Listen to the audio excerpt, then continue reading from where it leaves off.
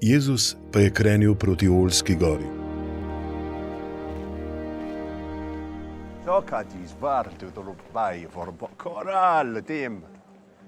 Zgodaj zjutraj se je spet napotil v tempelj. Vse ljudstvo je prihajalo k njemu, on pa je sedel in jih učil.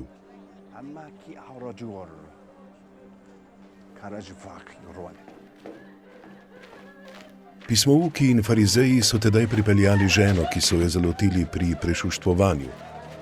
Postavili so jo v sredo in mu rekli: Učitelj, tole ženo smo zasačili v prešuštvovanju. Mojzes nam je v postavi ukazal take kamnate. Kaj pa ti praviš? To so govorili, ker so ga preizkušali, da bi ga mogli tožiti. Jezus se je sklonil in s prstom pisal po tleh.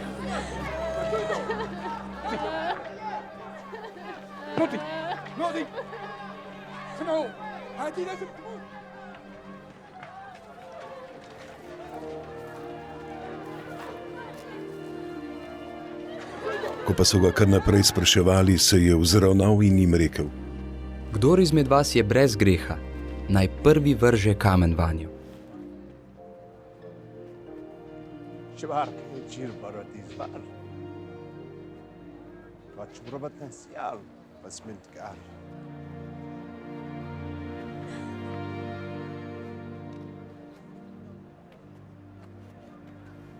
Nato se je spet sklonil in pisal po tleh.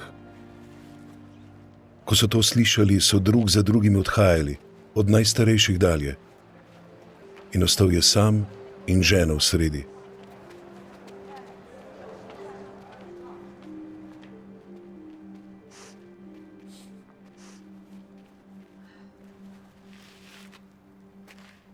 Jezus se je vzravnal in ji rekel: Kje so žena? Te ni nihče obsodil? Rekla je: Nihče, Gospod.